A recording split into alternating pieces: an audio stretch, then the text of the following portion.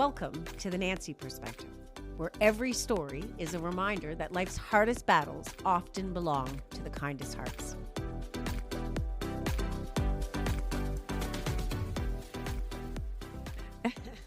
I'm giggling because the last 20 minutes we've had the microphone fall off 3 times, which we know things come in threes in my life. I don't know. Do they come in threes in your life? Tens probably. Okay. Yeah, I mean threes for sure. She's really stubborn with that wall, right? It's that wall. Like, no, she needs a few more. Yeah. I am back with Katherine Ilnitski. Look at that.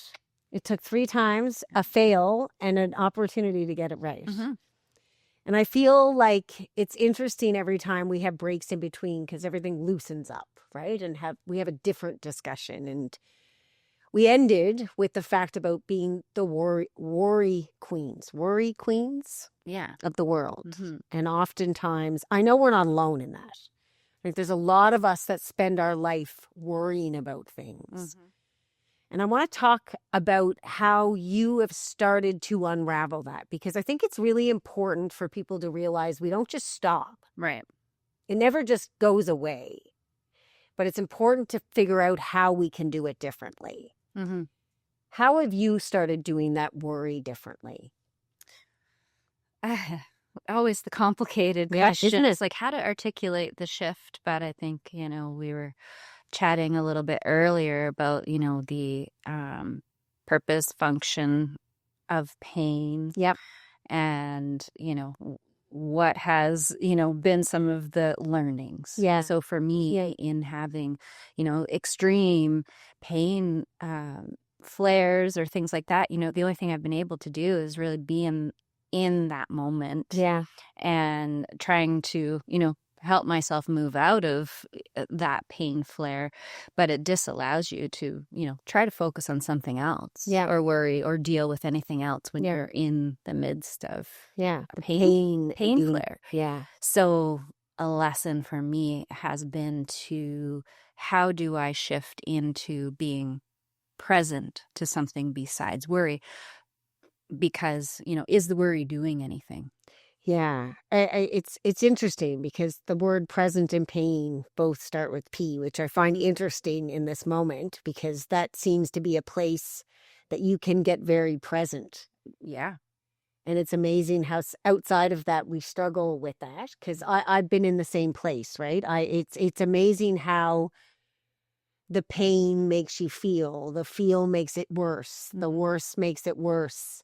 Right. And it's how to break that cycle. Mm-hmm. And there's so many of us struggling with that cycle. So when you're in the depths of pain and it is severe, what helps you move through that? Like what makes you think differently about that to move through it? Yeah, I think part of it is to surrender. Yeah, that's an easy word. Yeah, I know people use it like the catchphrase, surrender. But, you could, as much resistance as you're in is not going to make anything better. Yeah. Right? It's like, I can't be in pain because I have things to do. I have somewhere to be. I'm going to let somebody down or I have to work or whatever's on the agenda. Yeah. As long as you're in resistance to what is, it's worse. Yeah, it's so true. I agree. And I think as I've learned to navigate my pain, the moment that I surrender and just breathe through it. So breath has been a big thing for me. Yeah. Deep breaths into the pain and almost talking to my body. Tell me why the pain is here. Can you help me move through it differently? Mm-hmm. Right? And so again, it's like I like the word present in pain because I think in the moment of now, nothing exists, right? And we talked about worry. Mm-hmm. And that's for me, what's really helped me discern worry is this word called present, right? And to try and find the moment. But it's hard in a world like today to find presence. It is. Yeah. Right? Yeah. It's the invitation. I always say, it's the invitation we don't all want to accept or receive. And just to clarify, when I say surrender, I'm not saying, it's not that level of giving in. No. Just like I'm giving up. No. But it's sort of, but I need to give up all the other things. Yeah. And be there in that, and with that, like you said, whether it's through breath or I need to take care of my body or I've got to clear my schedule, like it has to be what it is. Yeah. Do you believe in higher power? Mm-hmm. Yeah. So I call it surrendering to the higher power. Mm-hmm. It's almost like I put my sword down and say, you take over. There's obviously something I can't control right now. So you take over. Mm-hmm. Right? And in that moment, I find that there's a shift for me, right? Of something different. I've read a lot on pain in my life. I'm sure you have read a lot on pain. Has there been anything that really resonated with you that's helped you see your pain very differently? Mm-hmm. Well, certainly Gabor Mate. I love his work. Yep. Got to meet him last year, which was... Everybody got to meet him, and I don't know how I missed. It was devastating. You weren't meant to. No. I wasn't meant to yet. Maybe we're meant to sit together. Yeah. Doesn't that be lovely? Mm-hmm. Yeah. Anyway. He would be a phenomenal guest. Oh, would he ever? Yeah. Just the wisdom that he has in 30 minutes and watching him actually do work with people in the audience, I thought, oh my goodness. I can't imagine. That would take years for most people, to get to some of the roots and things. Yeah. But some of his work, for sure, for certain, has been an influence. Yeah. Lots of vast content on, learning about the nervous system and how that responds and patterns and, how we can be in the habit of being in pain. And we think, well, who would want that habit? Yeah. But how our bodies respond and our brains respond and going into those patterns, and how do we, even break those habits too? I agree. And I didn't know that I can do a lot of work to heal, but if my nervous system is still dysregulated, then all of that work doesn't work. Yeah. Do you know what I mean by that? Yeah. Like our bodies need to learn, like especially if we've gone through so much in our lives where we've always been dysregulated. Mm-hmm. The journey back to regulation is a whole other journey in itself. And even when we're regulated, it can feel so foreign to our system that can be dysregulation, right? For people, especially with trauma, when things are peaceful and quiet. Yeah. So that's where I'm at right now. Yeah. Things are so peaceful and quiet. My body is safe for the first time. I wholeheartedly love myself, and I find it extremely uncomfortable. And we imagine once we arrive there, it's going to be great. It's going to be wonderful. Yeah. We waited our whole lives for this. And now I'm going, where is the pain? What happened to all of this, right? And knowing when you're in this place that everything flows very differently is also, again, another moment of uncomfortable, right? And it's a fascinating place to learn to navigate. Right. And I really don't know how to explain it because it almost makes me feel uncomfortable in talking about it. Right. And so you travel with people through a lot of journeys of pain. How do you hold your own power and not carry their pain? I think some of it has been learning a lot over the years around energy boundaries. And that's something that I also teach with clients. And really, people say, what do you mean about energy boundaries? Yeah. How do I hold space for other people's experiences and not take it as mine? Yes. Take it home, put it on my shelf, create a space. Now I own that. Yeah. That's a tough thing to do. It is. And it's, really being able to notice when something's happening with someone else that you're sitting with that's triggering a response within yourself, and to say, okay, right. Yeah, this is not mine. I've got to expand. Yep. And there's practices around expansion. You're expanding your own energy, being grounded, breath, being aware of what's happening, because, we can, the energy hitchhiking. Yeah. And also being really super aware of what my role is. My role is not to fix or rescue. My role is to hopefully help people explore possibilities. And always remembering I don't live the outcomes of anything. So I don't try to invest in the way of you should do this or you shouldn't do that.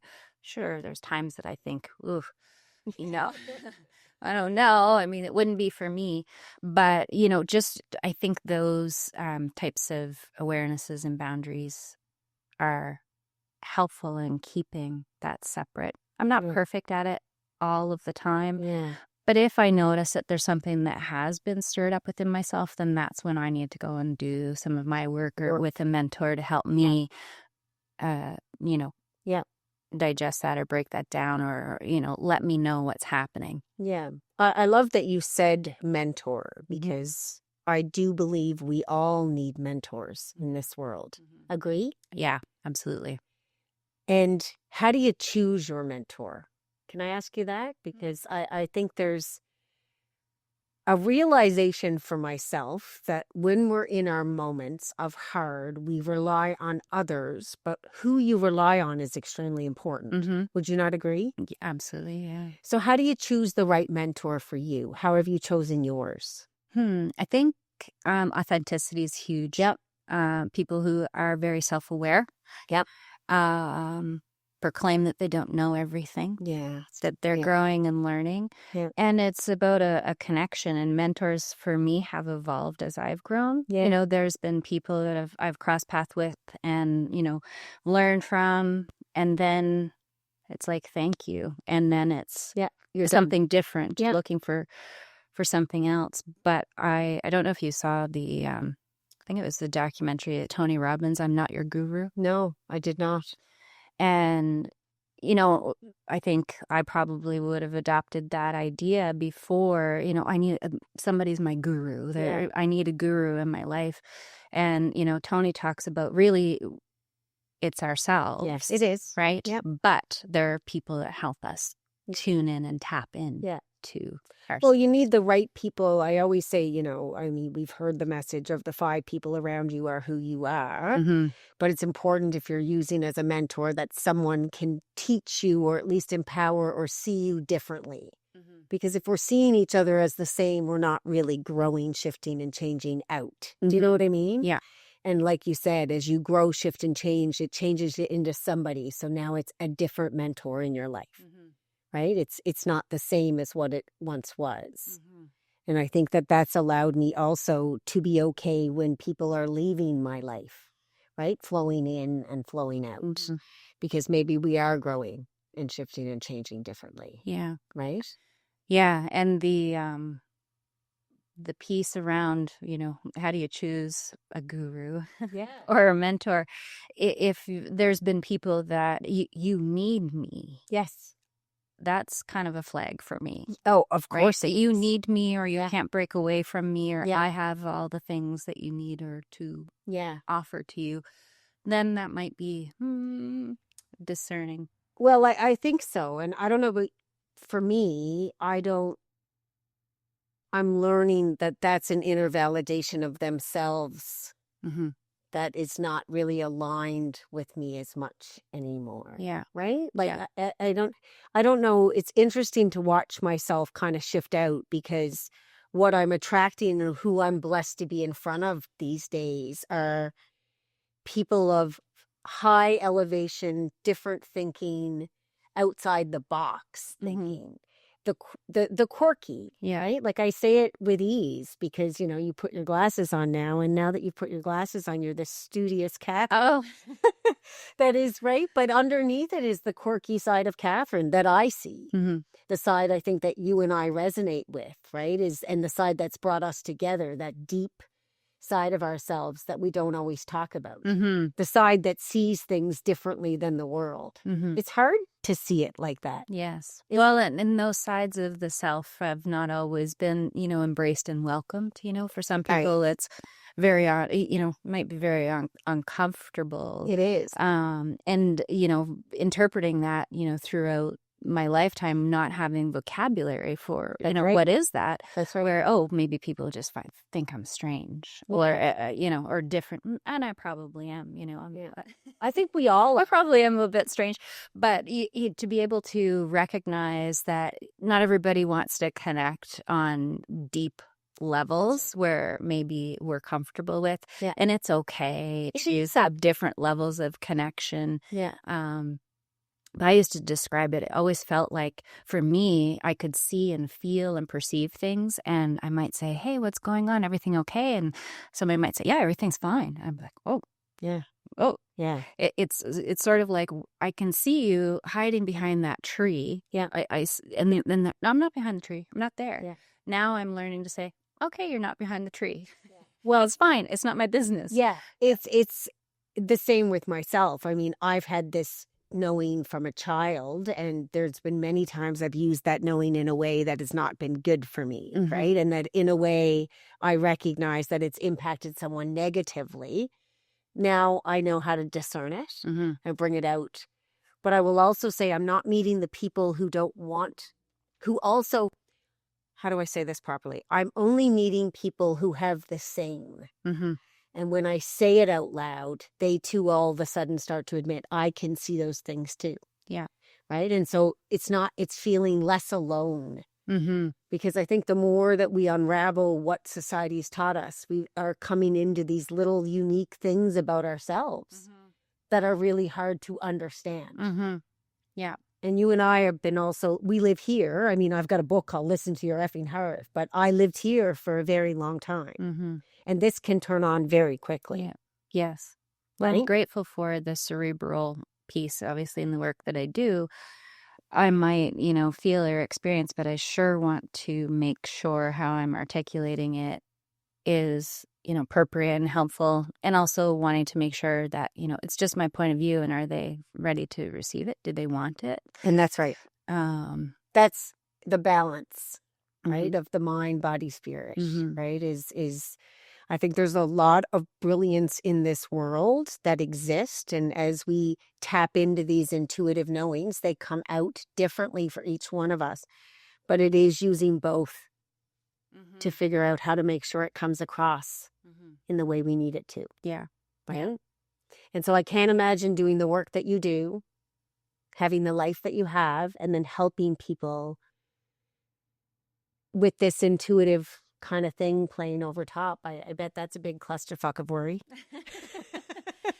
It can be. Yeah. I mean, you hope that, you're not always going to land the plane, but you hope that you will. And I think, one of the things we talk about, worry or fear, for me is always, and I've had it my whole life, and I probably always will, is I would never want to upset anyone or offend anyone or hurt anyone, especially with my words. Of course. And, and our words are so powerful. And so it's, this thing that I have, even in coming and talking with you today, and this is going to be out there. It's, gosh, I really hope that anything that I share or say doesn't ever hit anybody in a way that's right. Hurtful.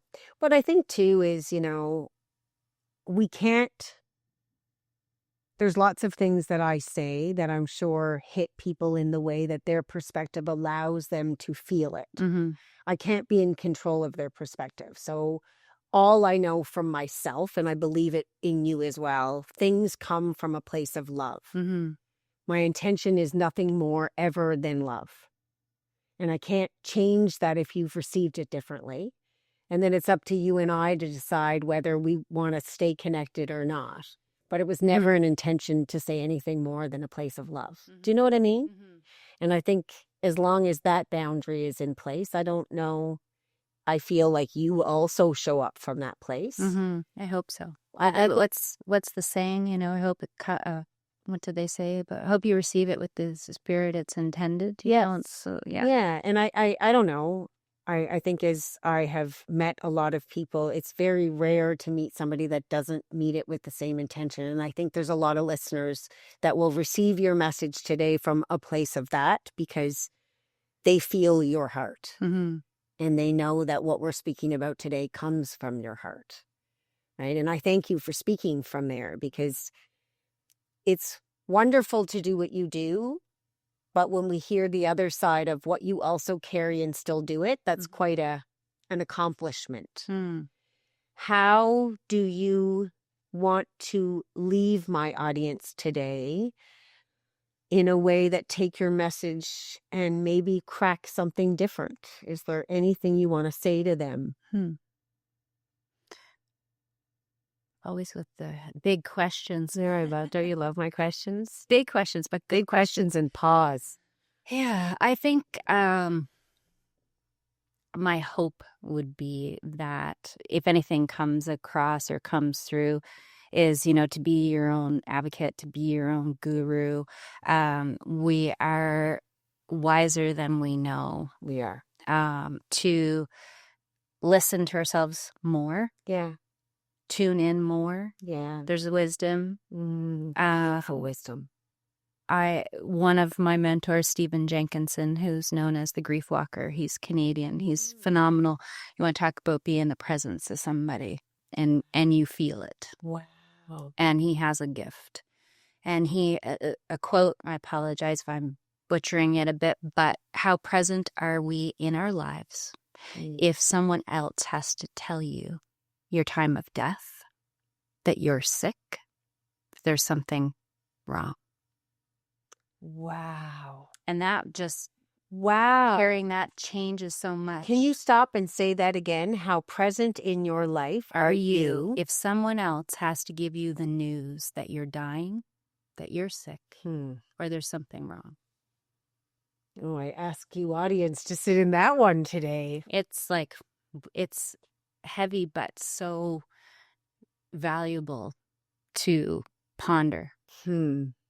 Ponder in the present moment. Again, that's that Yeah. piece. Yeah.